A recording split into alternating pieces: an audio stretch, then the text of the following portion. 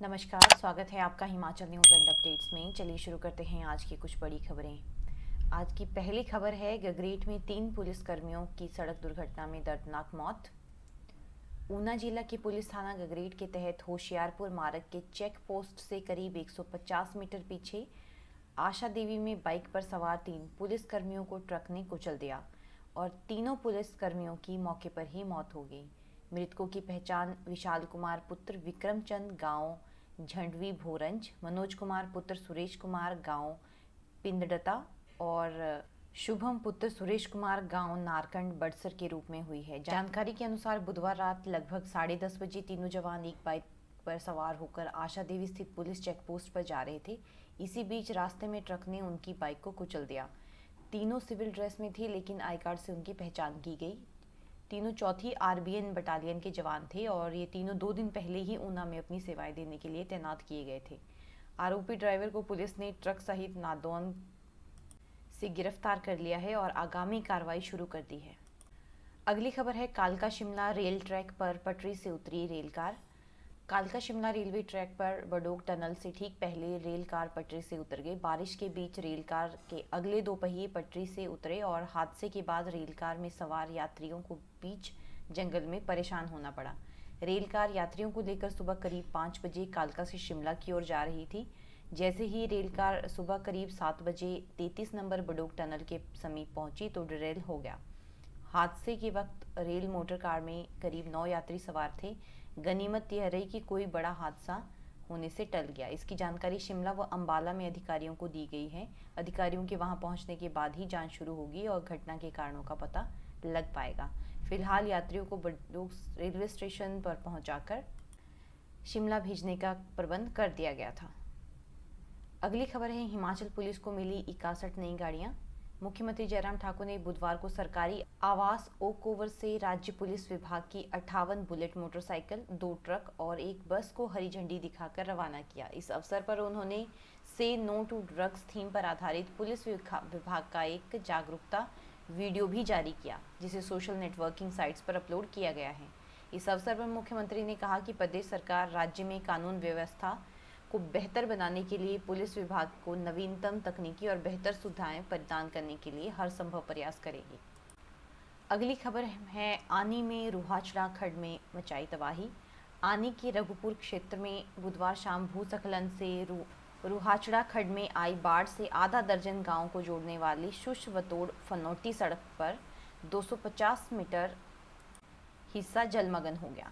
बाढ़ से कई पेयजल व विद्युत लाइनें भी क्षतिग्रस्त हुई है। ग्रामीणों ने बताया कि खड्ड का रौद्र रूप देखकर उनके रोंगटे खड़े हो गए। बाढ़ में जहां रघुपुर क्षेत्र की सड़क रोहचड़ा से आगे ध्वस्त हो गई है, वहीं फनौटी से विशलाधार जाने वाली पेयजल लाइन भी पूरी तरह तबाह हो गई है। साथ ही ग्रामीणों की उपजाऊ भूमि भी बह जाने की आशंका है। उन्होंने इस त्रासदी को लेकर रघुपुर गढ़ के आसपास बादल फटने की आशंका जताई है। युवाओं ने बताया कि बुधवार शाम रघुपुर क्षेत्र में रघुपुर गढ़ से थोड़ा नीचे बारिश के बीच भूस्खलन हुआ, जिसे देखते ही देखते रूहाचड़ा नाले में बाढ़ आ गई। सड़क बहने से कई गांवों का आवागमन कट गया है, जबकि पेयजल योजनाएं व विद्युत लाइनों को काफ़ी क्षति पहुंची है। युवाओं का कहना है कि रघुपुर क्षेत्र में पेड़ों के अवैध कटान से लगातार भूस्खलन हो रहा है। उन्होंने सरकार और प्रशासन से भूस्खलन की रोकथाम के लिए जल्द कोई प्रभावी कदम उठाने की गुहार लगाई है। अगली खबर है, शिमला सोलन सिरमौर में येलो अलर्ट। हिमाचल प्रदेश से विदाई लेने से पहले मौसम ने अपने कड़े तेवर दिखाने शुरू कर दिए हैं। विभाग ने आने वाले दिनों में भारी बारिश की चेतावनी जारी की है। मौसम विभाग के अनुसार 25 सितंबर से बारिश में कमी आएगी। मौसम विज्ञान केंद्र शिमला के निदेशक सुरेंद्र पॉल ने बताया कि राज्य के अधिकतर भागों में 24 सितंबर तक बादलों के बरसने का अनुमान है। अगले 24 घंटों के दौरान शिमला, सोलन और सिरमौर जिलों में भारी बारिश की चेतावनी दी गई है। इन इलाकों में येलो अलर्ट भी जारी किया गया है। राज्य आपदा प्रबंधन प्राधिकरण की एक रिपोर्ट के मुताबिक पिछले 24 घंटों में प्रदेश भर में 9 मौतें बारिश के कारण हुई है।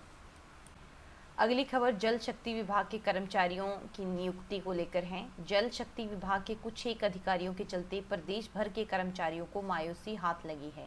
जानकारी के अनुसार जल शक्ति विभाग में क्लास 3 श्रेणी के विभिन्न पदों पर वर्ष 1994 से 1996 तक 816 कर्मचारी दैनिक स्तर पर तैनात किए गए थे। जल शक्ति विभाग द्वारा 7 जनवरी 2020 को पत्र जारी किया गया कि जिन क्लास 3 श्रेणी के कर्मचारियों ने 1/5/2006 तक 8 वर्ष का कार्यकाल दैनिक स्तर पर पूरा कर लिया है, उन्हें वर्क चार्ज कर दिया जाए।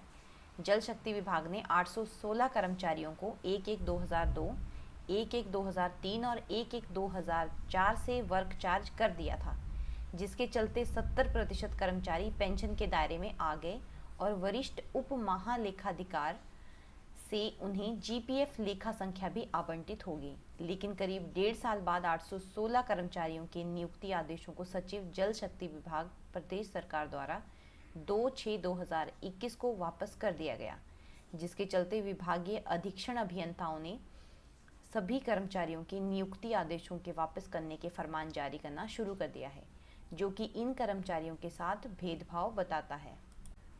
दूसरी ओर इस बारे में इंटक से संबंधित all Himachal PWD IPH and contractual worker union के प्रधान सीताराम सैनी ने कहा कि उन्होंने इस विषय में प्रदेश सरकार के जल शक्ति विभाग ने सर्वोच्च न्यायालय में भी अपील दायर की थी, लेकिन वहां पर भी सरकार के पक्ष में निर्णय नहीं आया था। उन्होंने कहा कि इन कर्मचारियों के हितों की अनदेखी सहन नहीं की जाएगी और उन्होंने सभी सदस्यों से आग्रह किया 26 सितंबर को बिलासपुर में होने वाली बैठक में आगे की रणनीति बनाने के लिए सभी लोगों को भाग लेना चाहिए। अगली खबर है, पहली बार नेटवर्क जैमर के साए में होगी एचएएस की परीक्षा। हिमाचल प्रदेश प्रशासनिक सेवा एचएएस की परीक्षा 26 सितंबर को पहली बार नेटवर्क जैमर के साए में होगी। परीक्षा के दौरान नकल की संभावनाओं को पूरी तरह से विराम लगाने के लिए राज्य लोक सेवा आयोग ने यह फैसला लिया है। अभी तक यूपीएससी की परीक्षाओं में ही नेटवर्क जैमर लगाए जाते हैं। बुधवार को लोक सेवा आयोग में हुई अधिकारियों की बैठक में एचएएस की परीक्षा में भाग लेने वाले बाहरी राज्यों के अभ्यर्थियों को कोरोना की नेगेटिव रिपोर्ट या वैक्सीन सर्टिफिकेट दिखाने के बाद ही परीक्षा केंद्रों में प्रवेश देने का फैसला लिया गया है। तो ये थी आज की कुछ बड़ी खबरें।